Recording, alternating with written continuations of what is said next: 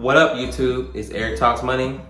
I know it's been a minute since I've made a video. I promise you guys I'm not trying to space these out, a year at a time. But I make a video and I commit to being on YouTube, and then, business ideas and opportunities start to pop up and I run with them. But I'm back with another video. As you can see from the title, I'm doing this video because a lot of times I post the games I make on Turo, and people blow me up and ask, how do I get started? How did you get started?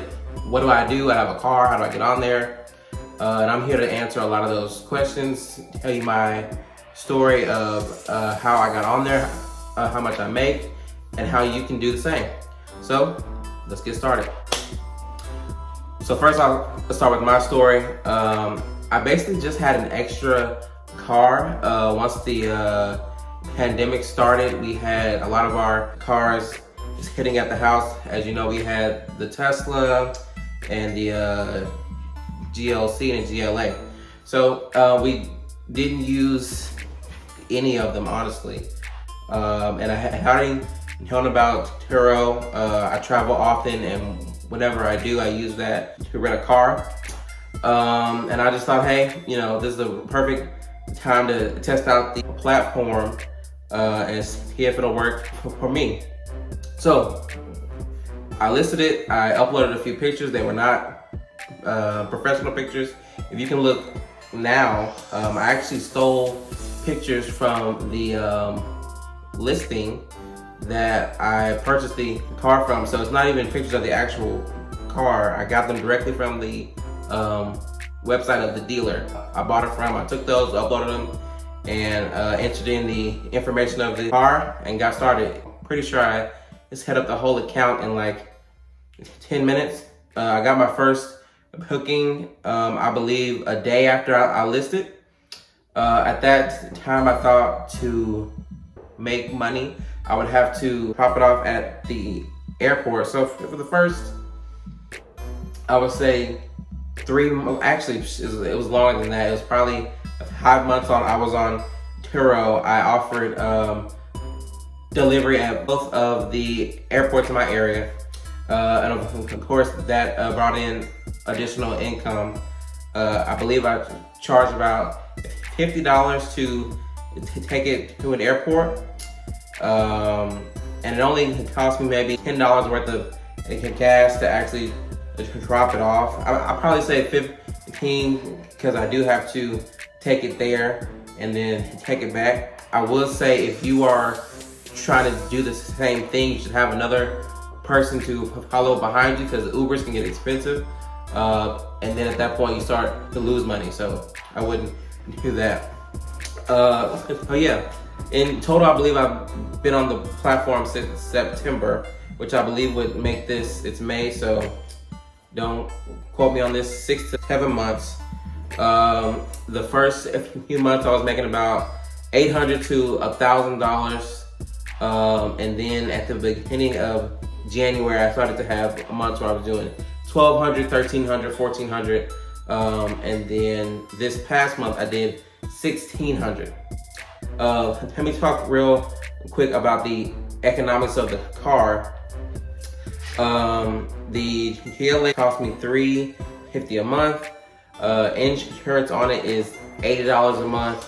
I have had a few issues with the car, so I would say maintenance total has been about $1,500 since I bought it.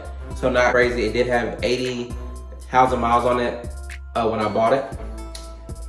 So I expected a few issues. I will say, if you're gonna purchase an older car, you should probably get a warranty on it. And that just alleviates any issues that might pop up as you're renting. I have a lot of people who don't really understand how hosting works. So basically, after you list it, your car is on a marketplace, and people have a bunch of options to choose from, and they will choose you based on type of car, price, and location, and whether or not you offer delivery to either their house or an airport. I would say around April, I decided to stop delivering to airports just because it does take a toll on you, depending on what time you have to take it to the airport, if it's early morning, late night, and then you also have to coordinate with the renter to find them. And there was a lot of issues with, I don't know where to park the car, I don't know where you are, I'm stuck here, I'm stranded here, and it would just take up too much time out of my family's life, because I do have a wife and 2 kids, and if I went, they also had to go. So, you know, a drop off would take an hour, a pickup would be an hour, but it's not out of my time, it would be out of everyone's time in the house. So it just didn't make a lot of sense in the end. So I switched to pickup only, with the thought in mind that after I did that, the business would kind of slow down, but you know, be mindful at the time. I was making $1,500 a month on expenses of, you know, $500 or less. So worst case, I thought it would drop by half. I get $750 a month, and that's still $250 in profit, which is, you know, that's money I don't have to work for. Because if they pick it up here, drop it off here, you know, it's hands off. I don't have to do much except wash the car. What's crazy that happened is that after I took off the delivery at the airport, the business boomed. I feel like in the past 2 months, I've had 4 days unrented. And before, I would say I probably had 7 or 8 days unrented, but now it's like the car is always gone. I never have to take the car anywhere, and it has become a self-sustaining business, and I recommend it for anyone that's essentially located in an area where people would actually want to pick up your car. If you live, you know, 20, 30 miles away from the center of the city, the business won't be as viable unless you offer delivery.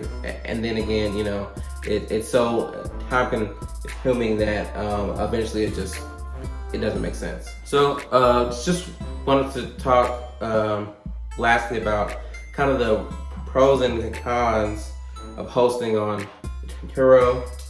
I would say the pros would be I've met a lot of interesting people. I've had a executive level person at a major company rent the car, and NFL player. I've gotten to know a few of my renters, and they were great people. A few have even given me a tip or left alcohol because they like the car and the service, and that was cool to see.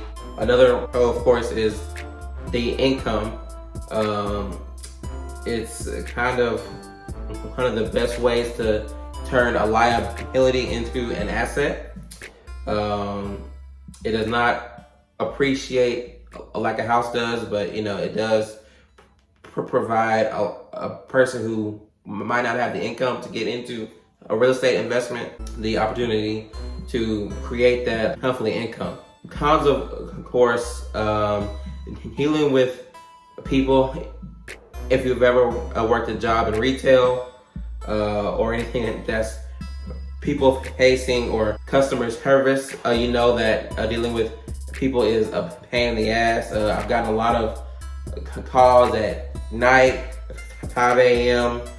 to 12 a.m. That just disrupt my whole flow, and just having to explain things to people about the car and how it works just can be time consuming. Okay guys, let's wrap this up. So in conclusion, I do recommend Turo to anyone that wants to create a new income.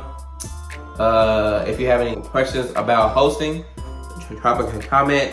You can find me on Instagram and Twitter at Code Like Eric. And yeah, thanks for watching. And let's talk money.